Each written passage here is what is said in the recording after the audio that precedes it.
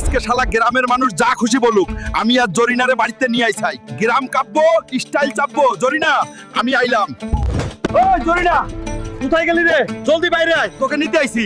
আরে কেউ ঘরই নাই, কথাবার্তা কিছুই নাই। কি খবর রে? জরিনাকে কিছু গুন্ডা এসে ধরে নিয়ে গেছে রে। কি?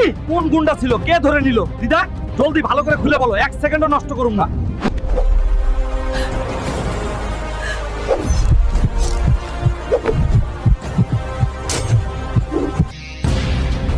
তোমার জরিনাকে ওইদিকে কয়েকটা জল পড়া ধরে নিয়ে গেছে।